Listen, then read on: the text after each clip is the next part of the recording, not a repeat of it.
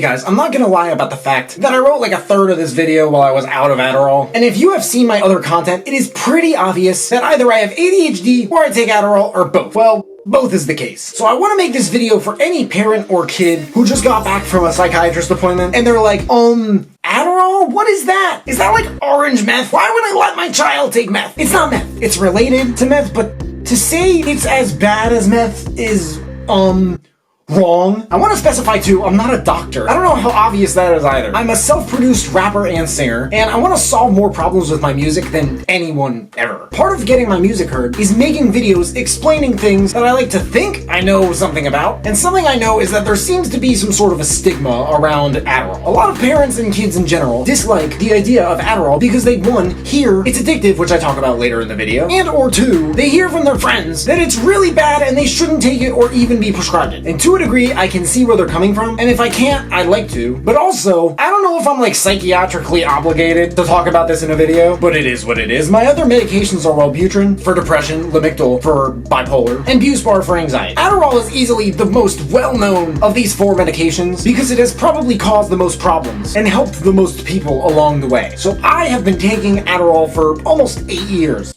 Wow, it's really been that long! And I'm convinced that if I never started taking it, I would probably be either dead or hate myself. I definitely wouldn't be close to as smart as I am now, or productive, or organized, or empathetic, or healthy, physically and mentally, and in a lot of other ways. Or a lot of other things I or other people seem to like about me. If you or anyone you know is going to a psychiatrist or family doctor, I would very highly recommend, and you can talk to them about this too. I'm sure they will agree, do a little bit of research on the medications you're taking. It can't hurt, but there are precautions. I like to think the goal of psychiatry is to balance the patient's state, their base mental state, you know, the general way they feel every day, while getting them to kind of open themselves up to what has held them back so they can really tackle it in a way and do something about it. Because, you know, medications are like external things and you don't want to, you know, you got to work on your internal, you know, world. You can't just rely on the external world to fix it. Medications are kind of just like that push when you're learning how to ride a bike. They're not gonna do the pedaling for you. They're just there to give you that first bit of momentum. And I feel like if that weren't true, we wouldn't have to take them. Our bodies would kind of just produce them or something. But if you're gonna research the medications you take, or especially the diagnoses they put on you, there's a point where a lot of people will read certain words and let the worry or the potential of those words get to their heads, to the point where it actually begins to produce the side effects and or exacerbate the symptoms that are feared. It's really, the placebo effect is no joke. This is the power of the human mind. It builds and it destroys. That's the destruction part. If you want to know more about the building part, feel free to check out more of my positive videos. There aren't that many negative ones. But in the meantime, let's really dig into this topic. If you or your child has ADHD, chances are an ADHD medication of some sort will help. But the thing is, and it's like this with lots and lots of anxiety and depression medications, everyone is different. There are different ones I've taken for ADHD. They put me on Ritalin or Concerta is what it's called. It really didn't work for me. Made me super depressed. Lots of people would be completely dysfunctional without Ritalin. Tried putting me on Strattera. Did not work. It was terrible. Plenty of people would be completely dysfunctional without it. Put me on Adderall in 2nd grade. Worked like a charm, but I lost 30 pounds. They put me on Vyvanse after 10th, which by the way is similar to Adderall, very similar, but it's less addictive because the body breaks it down a lot slower. It's actually designed for people. The main difference there, last time I checked, who have genetic predisposition for addictive behavior and stuff like that. So if you have that, Vyvanse may or may not be a better choice than Adderall. I don't know. But people who take it have told me that that's the case for them. For me, Vyvanse was okay, but Adderall worked a lot better.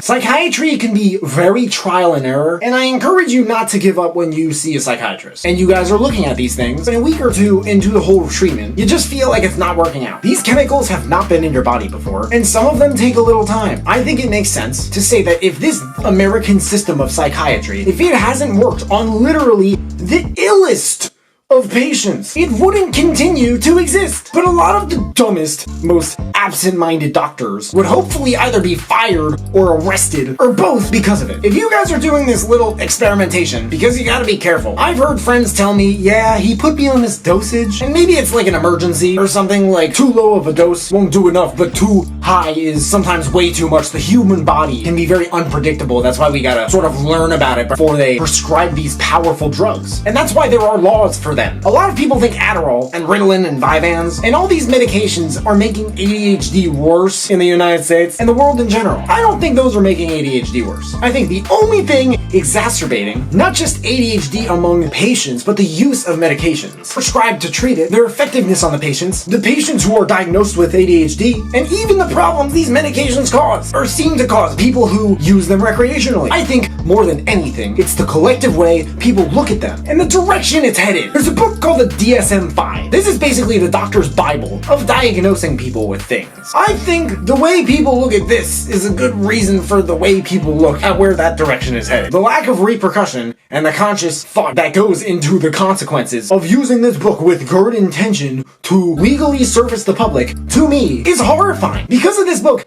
lots of people are prescribed Adderall who don't really even need it. Not just Adderall, but a lot of Schedule II drugs, like codeine and Oxycontin, which, by the way, I'm also prescribed at the moment because literally just this last week I had my appendix removed and it hurts a lot, but my appendix has been doing really well, probably because they removed it, but I genuinely do need that because it was a surgery and it really hurts. The Schedule III drugs, like Vicodin and even ketamine, and Schedule IV drugs, especially like Xanax, Ativan, Klonopin, and other benzodiazepines, which are used to treat panic attacks, and probably a lot of other things now that have nothing to do with anxiety. Also probably because of the DSM-5 more than anything else. According to this drug classifications article by American Addiction Centers, first, the DEA determines whether the drug can be abused. If the answer is yes, regardless of how low the probability may be, the drug moves forward in the scheduling system. At this stage, classification can become a little murky. While any drug that is scheduled under the CSA has some potential for abuse, the probability for addiction is so vaguely defined that where a drug is scheduled depends largely on the evidence that the research of the drug can yield.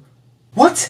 Drugs require large-scale clinical trials to showcase their medical merit and keep them out of Schedule I classification. If the evidence is strong enough, the DEA designated the drug in a lower schedule, which deems it acceptable for use. To explain how bad a lot of this is, I want to start by saying that many books, articles, papers, etc. have been written on why. Definitely not all, I want to stress that. I'm not condoning the use of any of these drugs, I feel like that's kind of messed up. But just as definitely many, Schedule I drugs alone are nothing close to as dangerous or bad as the DEA or FDA considers them. If you are a kid or parent, chances are, in 2019 or onward, you have heard about the phenomenal, almost irreplicable medical benefits of marijuana or even psychedelic drugs, like psilocybin, the main psychoactive ingredient in what people call magic mushrooms, or LSD, a synthetic yet safe, extremely safe drug people also know as acid. Now again, I'm not endorsing the use of these drugs. I mean, they are illegal,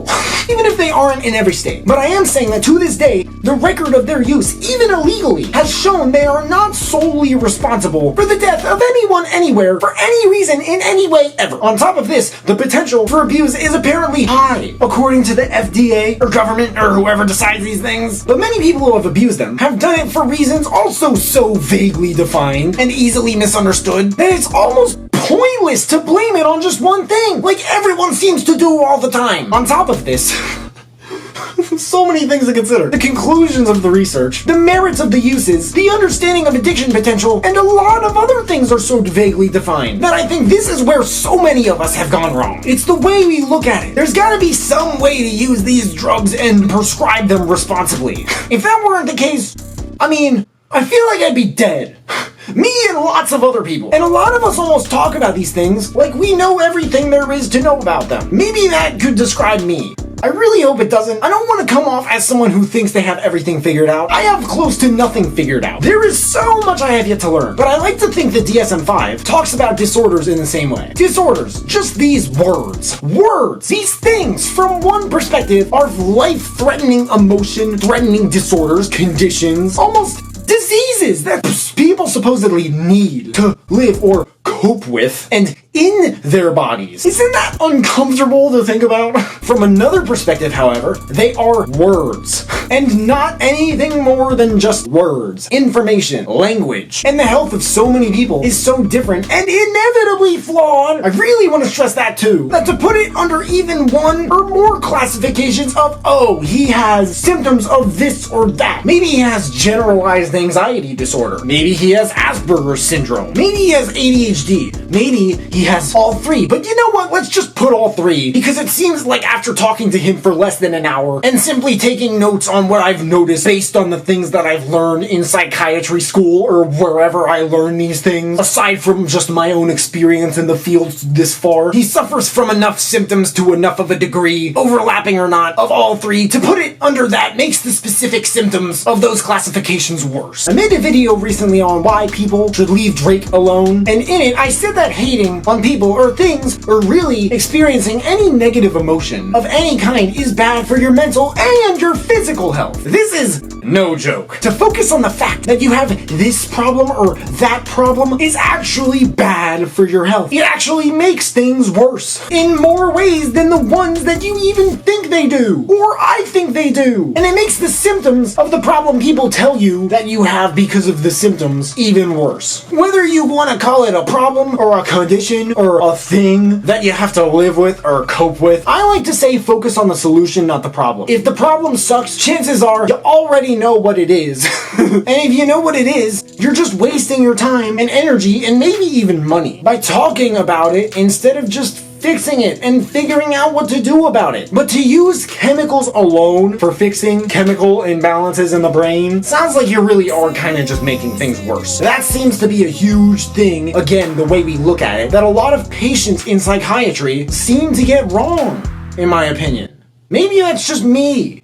Maybe I'm just insane. I mean, you know, I am a psychiatrist. I am an outpatient. Many doctors who endorse this philosophy of the medications alone are not enough, or you don't even need medications. You really just need to treat yourself better. Any doctors who endorse that philosophy, if I had to guess, they do believe there's a time and place for the prescription of many different well-tested drugs, whether listed in the Controlled Substances Act or not. I want to specify again, I'm a self-produced rapper and singer. I'm not a doctor. And what I have to say in this video, maybe that says a thing or two about how you might feel about my music. I mean, whatever you know about rap music so far, I don't know if it's anything like this stuff. But being cautious, a little studious, not too much, and taking good care of your physical and emotional health, at least in my experience with, which by the way, is growing and maturing but day by day, like yours probably. If that weren't the case, why would I mention it in this video? Or even make it? I think doing those things is very important and helpful in a great psychiatric treatment of oneself and their, you know, journey of self-growth. But what do you guys think? Also, let me know if you have any ideas you want me to talk about in future videos, and I'll give you a shout out if and when I use them. If you have any questions, please feel free to hit me up. There are links at the bottom of the description of all my social media. Make sure to leave a like if you liked it, subscribe if you haven't already. If you could turn on that little bell to receive a notification every time I drop a new video, that would mean the world to me. Thank you guys so much for watching. You can find me everywhere, and I will see you then.